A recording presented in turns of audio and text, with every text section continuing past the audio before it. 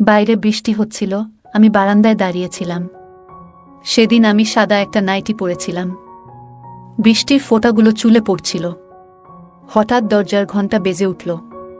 দরজা খুলতেই দেখি আমার জামাই দাঁড়িয়ে আছেন। তিনি মুচকি হেসে বললেন, আজ তো আপনাকে অনেক সুন্দর লাগছে শাশুড়িমা। আমি লজ্জায় একটু ঘাবড়ে গেলাম। সেদিন আমার স্বামীর সাথে আমার একটু ঝগড়া চলছিল। আমি চাইছিলাম আমাদের সম্পর্কটা ভালো থাকুক, কিন্তু কিছু কারণে আমরা একে অপরের থেকে দূরে সরে যাচ্ছিলাম। সেদিন আমি আমাদের ঘরটা সুন্দর করে সাজিয়েছিলাম। রাতে আমার স্বামী আসবে ভেবে অপেক্ষা করছিলাম, কিন্তু হঠাৎ করে জামাই ঘরে ঢুকলেন। তিনি মজা করে বললেন, এই সুন্দর ঘরের সাজ কার জন্য? আমি হেসে বললাম, এটা একটা ছোট্ট সারপ্রাইজ ছিল আমার স্বামীর জন্যে। জামাই তখন মজা করে বললেন, আপনার স্বামীকে এমন চমক দেওয়ার আইডিয়া ভালো, কিন্তু আমার আসার জন্য কি কিছু বিঘ্ন ঘটল তাই না? আমি হাসতে হাসতে বললাম, না তেমন কিছু না, শুধু একটু ভিন্ন কিছু করার চেষ্টা ছিল। জামাই তখন বললেন, সম্পর্কে মাঝে মাঝে চমক দিয়ে ভালোবাসা বজায় রাখতে হয়।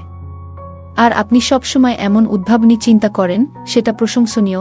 আমরা হাসিমজার মধ্যে কিছুক্ষণ গল্প করলাম এবং পরে জামাই আমাকে বিছানায় বসতে বললেন। তারপর জামাই আমাকে কিছু না বলেই, আজকের গল্পটা অনেক স্পেশাল, তাই সবাই রেডি হয়ে যাও।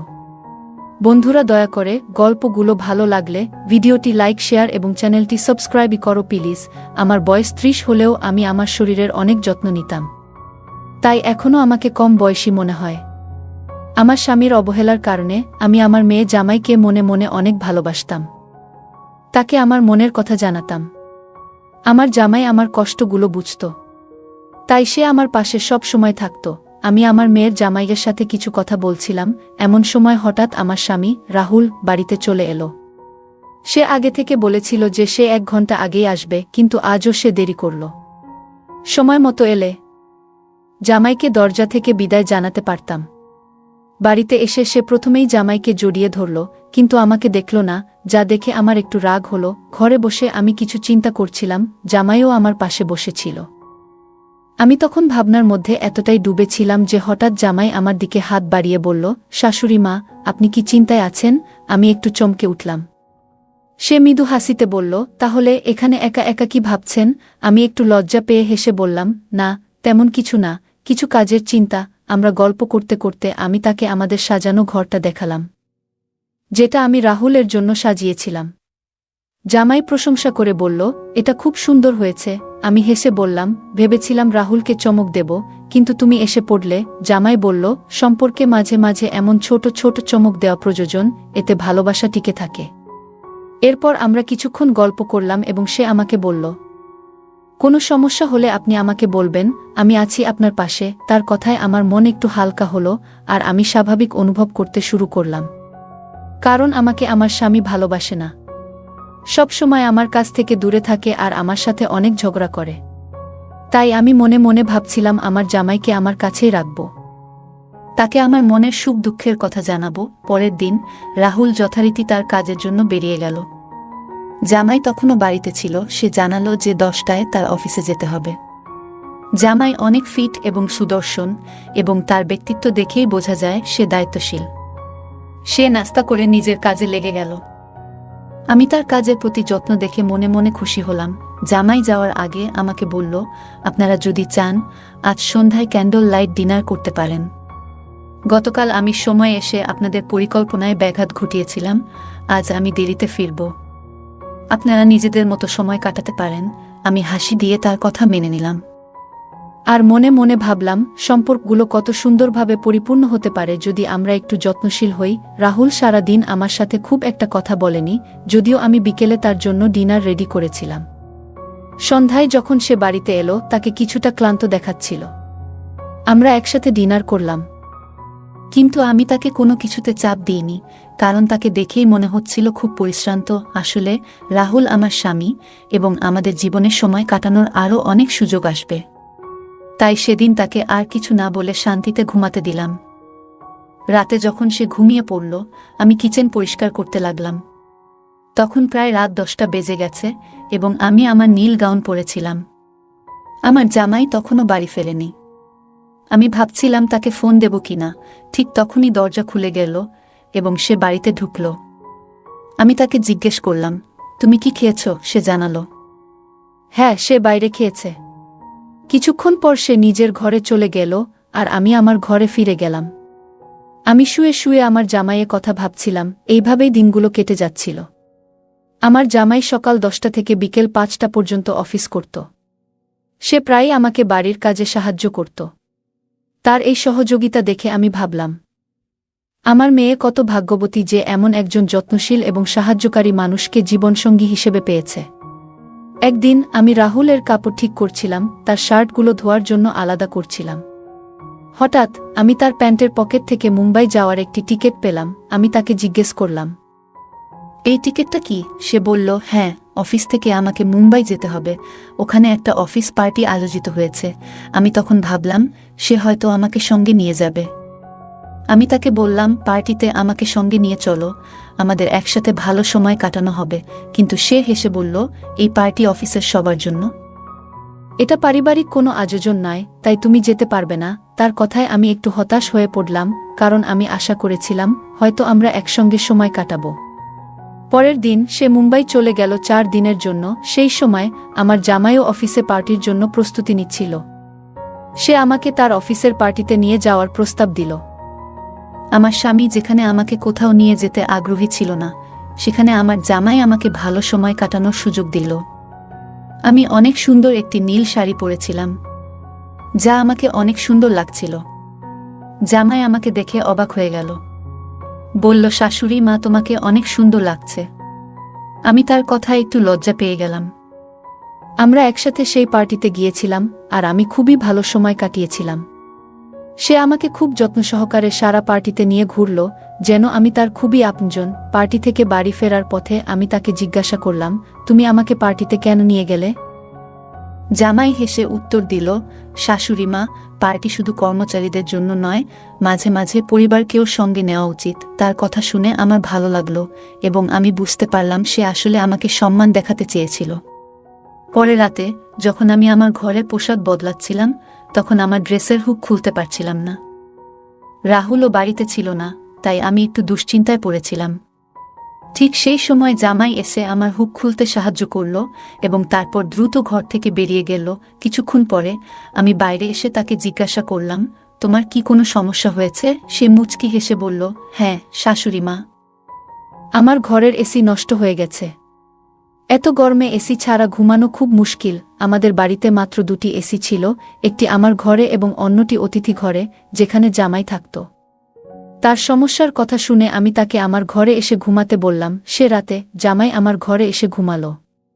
যদিও আমি কিছুটা অস্বস্তি অনুভব করছিলাম, তবুও আমি তার কষ্টের কথা ভেবে কিছু বলিনি। পরের দিন তার ছুটি ছিল এবং আমাদের বাড়ির রেশন প্রায় শেষ হয়ে গিয়েছিল। আমি বাইরে রেশন কিনতে যেতে চাইলাম, কিন্তু রাহুল টাকা দিয়ে যায়নি। আমি একটু চিন্তায় পড়ে গেলাম। ঠিক সেই মুহূর্তে জামাই বলল, মা, আমি এই বাড়ির সদস্য, আপনি চিন্তা করবেন না, এই মাসের রেশন আমি কিনে দেব। আজ দুপুরের খাবার আমরা বাইরে খাব। তার কথায় আমি স্বস্তি পেলাম এবং আমরা বাইরে বেরোনোর জন্য প্রস্তুতি নিলাম। প্রথমে জামাই আমাকে একটি রেস্টুরেন্টে খাওয়াতে নিয়ে গেল। খাওয়া দাওয়া শেষ হলে আমরা মলে শপিং করতে গেলাম। মলে যা কিছু আমার পছন্দ হলো, জামাই তা আমাকে কিনে দিল। রেশনের পাশাপাশি আমি নিজের জন্য অনেক কিছু কিনলাম এবং সমস্ত খরচ জামাই দিল। রাহুল প্রায়ই আমাকে বকাঝকা করত যদি আমি রেশনের বাইরে কিছু কিনতাম, কিন্তু জামাই কিছুই বলল না। সে চুপচাপ যা কিছু দরকার ছিল সবই কিনে দিল। তার এমন ব্যবহারে মাঝে মাঝে মনে হচ্ছিল যেন সে আমাকে খুশি করার চেষ্টা করছে। সেদিন রাতে আমি মল থেকে কেনা নতুন নাইট ড্রেসটি পরেছিলাম। জামাই আমাকে সেই ড্রেসে দেখে একটু বিস্মিত হয়ে গেল এবং বলল, শাশুড়ি মা, আপনি খুব সুন্দর লাগছেন। সেই রাতে আবারও সে আমার ঘরে ঘুমাতে এসেছিল, কারণ অতিথি ঘরের এসি নষ্ট হয়ে গিয়েছিল। মাঝরাতে ঘুমের মধ্যে আমি বুঝতে পারি যে আমি তার খুব কাছে চলে এসেছি। ঘুম থেকে উঠে আমি দ্রুত দূরে সরে গেলাম এবং নিজের কাজে মন দিলাম। আজও জামাই ছুটি নিয়েছিল। নাশতা সেরে আমি যখন রান্নাঘরে বাটি পরিষ্কার করছিলাম, তখন সে পেছন থেকে এসে হালকা চিমটি কাটল। আমি চমকে গেলাম এবং হঠাৎ ভারসাম্য হারিয়ে তার উপর পড়ে গেলাম। সেই মুহূর্তে আমরা একে অপরের খুব কাছাকাছি ছিলাম এবং আমার হাতের ময়দা তার মুখে লেগে গেল। এটি দেখে আমরা দুজনেই হেসে উঠলাম। সে মুচকি হেসে বলল, আপনার পেটে একটা পিঁপড়া ছিল, সেটাই সরানোর চেষ্টা করছিলাম। আমরা কিছুক্ষণ হেসে নিলাম, তারপর আবার নিজের কাজে ফিরে গেলাম। কিন্তু তার দয়া ও যত্ন আমার মনের মধ্যে রয়ে গেল। সেদিন থেকে আমি ভাবতে শুরু করলাম, যদিও আমার স্বামী আমাকে প্রায় উপেক্ষা করত, জামাই কিন্তু সবসময় আমার খেয়াল রাখত। তার বয়স আমার স্বামীর চেয়ে একটু কম হলেও সে অনেক বেশি যত্নবান এবং স্মার্ট ছিল। সে আমাকে একদিন বলেছিল, কোনো নারীর কিভাবে যত্ন নিতে হয় তা আমি ভালোই জানি। রাতে রাহুল বাড়ি ফিরে আসে এবং আমি নতুন নাইট ড্রেস পরেছিলাম। রাহুল অবাক হয়ে আমাকে জিজ্ঞাসা করল, এই ড্রেস কোথা থেকে এলো? আমি তাকে বললাম, আমি কিছু টাকা জমিয়েছিলাম, তাই নিজের জন্য এই ড্রেস কিনেছি। সে সন্দেহের চোখে আমাকে দেখল, কিন্তু আমি তার সন্দেহের কোনো গুরুত্ব দিলাম না। যিনি নিজের স্ত্রীর যত্ন নেন না, তার দৃষ্টিভঙ্গি নিয়ে ভাবার প্রয়োজনও নেই। আমার মনে হচ্ছিল, আমার যত্ন করার মানুষ হয়তো দায়িত্ব নিয়ে নেই, কিন্তু জামাই আমাকে সবসময় সম্মান দিয়ে দেখেছে। তার আচরণে বুঝতে পেরেছি সে আমাকে সঠিকভাবে দেখভাল করতে পারে। আমি তখন বুঝে গিয়েছিলাম, এই সম্পর্কের যত্ন করতে হবে যাতে এর সৌন্দর্য বজায় থাকে। সেই দিন থেকে আমি একটু রাহুলের কাছ থেকে দূরত্ব রাখার চেষ্টা করছিলাম। পরের দিন রাহুল এবং জামাই দুজনেই নিজেদের সময় মতো অফিসে চলে গেল। আমি কিচেনে কাজ করতে করতে ভাবছিলাম, আমি কি ভুল করছি? জামাইদের প্রতি আমার আকর্ষণ কি আমার স্বামী রাহুলের প্রতি অন্যায়? এই ভাবনার সঙ্গে আমি একটি পরীক্ষা নেওয়ার সিদ্ধান্ত নিলাম। আমি রাহুল এবং জামাইকে একটি মেসেজ পাঠালাম, আমার শরীর খুব খারাপ লাগছে। দরজা খোলা আছে, আমি আমার ঘরে বিশ্রাম নিচ্ছি। মেসেজ পাঠানোর কিছুক্ষণ পর জামাই দ্রুত বাড়ি চলে এলো। ঘরে ঢুকেই সে আমার ঘরে এসে আমার অবস্থা দেখতে লাগল। তার মুখে চিন্তার ভাব স্পষ্ট ছিল। আমি তখন হেসে উঠলাম। জামাই কিছুটা অবাক হয়ে বলল, এটা মজা করার সময় নয়। আপনি বললেন আপনার শরীর খারাপ, আমি তো খুব চিন্তিত হয়ে পড়েছিলাম। আসলে কি হয়েছে? আমি তখন তার হাত ধরলাম এবং বললাম, আমার কিছু হয়নি, আমি একদম ঠিক আছি। আমি শুধু পরীক্ষা করতে চেয়েছিলাম কে বেশি আমার যত্ন নেয়। তুমি আজ এই পরীক্ষায় পাশ করলে। জামাই আমার কথা বুঝে হালকা হেসে ফেলল। আমরা ধীরে ধীরে কাছাকাছি আসতে লাগলাম, কিন্তু ঠিক তখনই রাহুল ঘরে ঢুকে পড়ল। আমাদের একসঙ্গে দেখে তার চোখ বিস্ময়ে বড় হয়ে গেল। সে দ্রুত এগিয়ে এসে আমাকে জামাই থেকে দূরে সরিয়ে দিল এবং অবাক হয়ে জিজ্ঞাসা করল, এটা কি হচ্ছে? তুমি কি তোমার জামাইয়ের সঙ্গে এভাবে থাকতে পারো? রাহুল খুব রেগে গিয়ে বলল, তুমি একবারও আমার কথা ভাবনি? তোমার কি একটুও খেয়াল হয়নি যে তুমি কি করছা? আমি শান্তভাবে উত্তর দিলাম, না রাহুল। যখন তুমি তানিয়ার সঙ্গে থাকো তখন কি তোমার মনে একবারও আমার কথা আসে? আজ আমি জানতাম তুমি আমার কোনো খবর নেবে না, তাই ইচ্ছে করে তোমাকে দম্পতির মতো তোলা আমার আর জামাইয়ের একটা সেলফি পাঠিয়েছিলাম। মেসেজেও ইচ্ছে করে লিখেছিলাম, আমি তার সঙ্গে ভালো সম্পর্ক তৈরি করছি। রাহুল অবাক হয়ে বলল, তানিয়া, তুমি কি এসব বকছ কেন? তখন আমি তার মিথ্যার সব প্রমাণ তুলে ধরলাম। ওর এবং তানিয়ার ছবিগুলো দেখালাম। আমি তার সম্পর্কের সবকিছু আগে থেকেই জানতাম, কিন্তু এতদিন নিজের দাম্পত্য জীবনের জন্য চুপ ছিলাম। আমি ধৈর্য ধরে বললাম, অফিসের মিটিংয়ের নামে তুমি বাইরে গিয়ে তানিয়ার সঙ্গে সময় কাটাও, তার জন্য অনেক খরচ করো। অথচ আমি যখন ছোট্ট কিছু চাই তখনই তোমার মুখে শুধু খরচের কথা শোনা যায়। আমার সব অভিযোগ শুনে রাহুল হতবাক হয়ে গিয়েছিল। আমি আরও বললাম, আমি এতদিন চুপ থেকেছি, ভাবছিলাম হয়তো আমারই কোথাও ভুল ছিল। কিন্তু তোমার আসল রূপটা জামাই আমাকে দেখিয়েছে যখন আমি ভেঙে পড়ছিলাম। সেই সময় জামাই আমাকে সাহস জুগিয়েছে। রাহুল কিছু বলার চেষ্টা করছিল, কিন্তু আমি বললাম, তুমি যে সন্দেহ নিয়ে আমাদের দেখছ তা দূর করে একবার নিজের দিকে তাকাও। তুমি যা করেছ তারপরেও তোমার কি মনে হয় তুমি সঠিক? তুমি যদি ভাবো তোমার ভুল নেই, তাহলে আমার আর জামাইয়ের মধ্যে কোনো ভুল নেই। জামাই আর আমার মধ্যে কিছুই ভুল হয়নি। আসলে আমরা দুজনে মিলে তোমাকে একটা শিক্ষা দিতে চেয়েছিলাম, আর আজ তুমি যা দেখেছ সেটাও সেই নাটকেরই অংশ ছিল। যদি তুমি আমাকে অন্য কারো সঙ্গে দেখে কষ্ট পাও, তাহলে ভাবো আমি কিভাবে তোমাকে অন্য মেয়ের সঙ্গে মেনে নিতে পারি।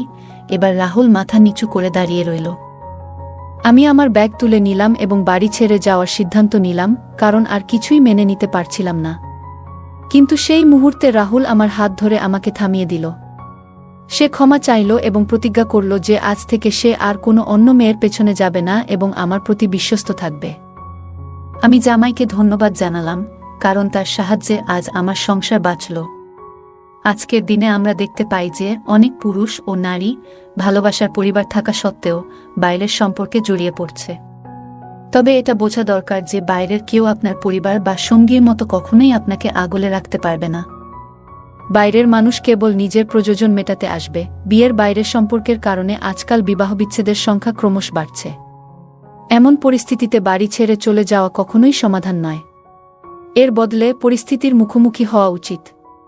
একজন স্ত্রী সেই ব্যক্তি হতে পারেন যিনি তার স্বামীকে ভুল পথ থেকে সঠিক পথে ফিরিয়ে আনতে পারেন। এটা প্রতিটি স্ত্রীর বোঝা উচিত। গল্পটা কেমন লাগলো জানাতে ভুলবে না। আরও মজার মজার রোমান্টিক গল্প শুনতে চাইলে ভিডিওটি লাইক, শেয়ার এবং চ্যানেলটি সাবস্ক্রাইব করতে এবং বেল আইকনটি ক্লিক করতে ভুলবে না। ধন্যবাদ।